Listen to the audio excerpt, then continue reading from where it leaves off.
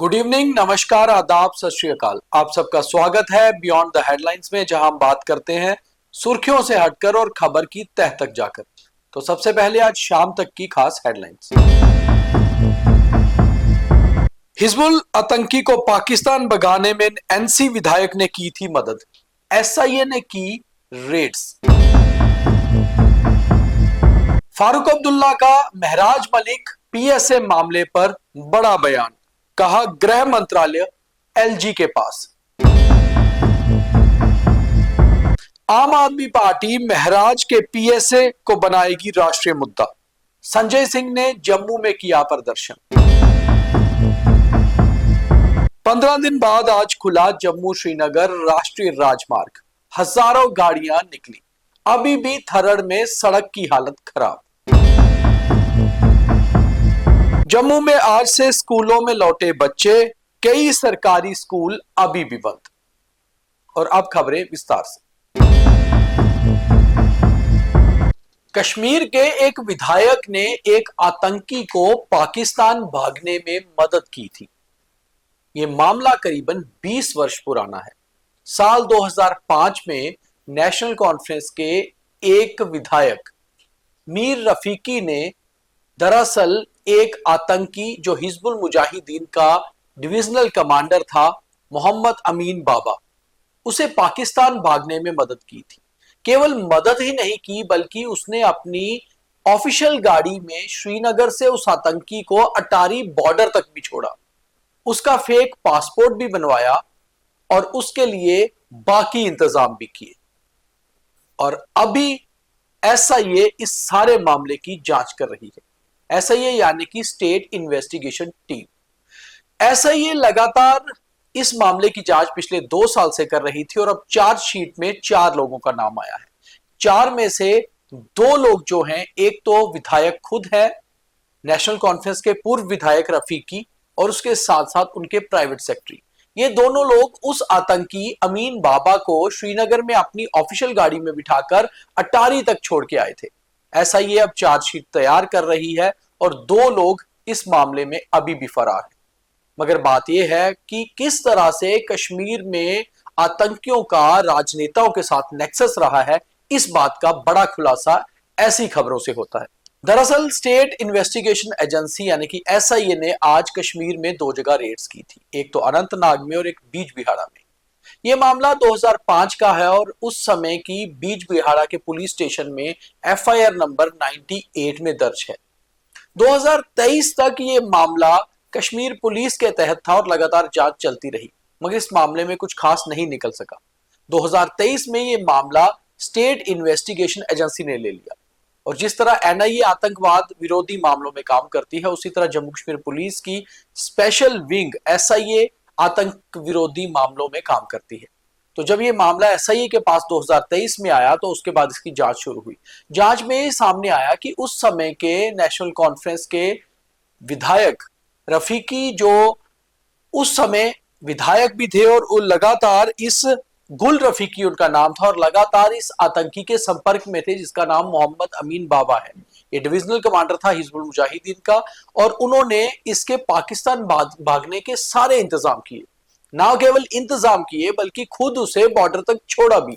और अभी अमीन बाबा जानकारी के अनुसार पाकिस्तान में ही है और उसे वापिस लाने की तो कवायद की जाएगी। साथ ही साथ जिन लोगों ने उसकी यहां मदद की थी भागने में, उसके खिलाफ अब चार्जशीट दायर की जाएगी।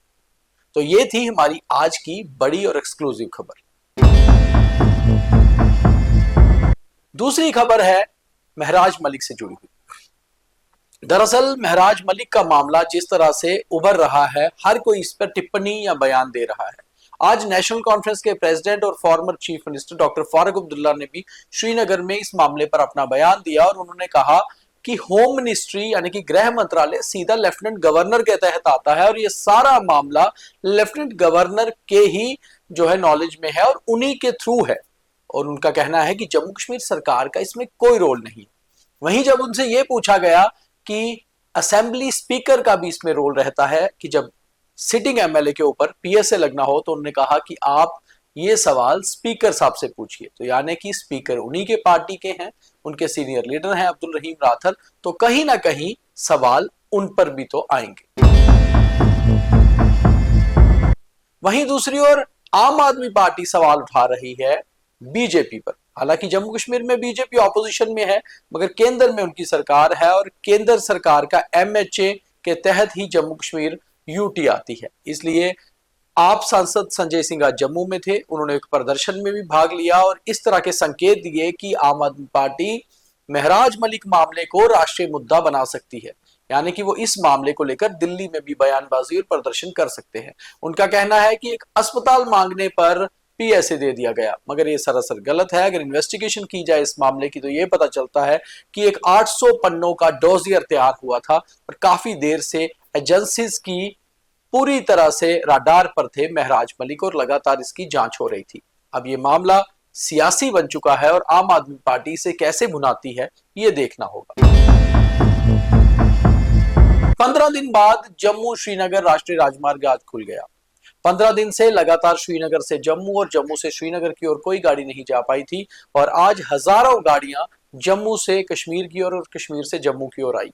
मगर थर जहां पर हैवी लैंडस्लाइड हुआ था उधमपुर के पास, वहां अभी भी सड़क की हालत कुछ बेहतर नहीं है। शॉर्ट्स में साफ दिख रहा है किस तरह से पूरी तरह से दलदल और लैंडस्लाइड के बीच में से गाड़ियां निकल रही हैं। मगर फिलहाल ये सारा श्रेय जाता है ट्रैफिक पुलिस को और बीआरओ को, जिन्होंने इस रोड को खोलने में पूरी मेहनत की और एनएचएआई का भी इसमें बहुत बड़ा योगदान रहा। वहीं आज स्कूलों में भी रौनक वापस लौट आई, यानी कि बच्चे आज से स्कूल गए। बच्चे करीबन 10-12 दिन बाद आज स्कूल गए और कई स्कूल्स में आज से एग्जाम्स भी शुरू हुए थे। मगर बावजूद इसके कई सारे स्कूल्स आज भी बंद रहे।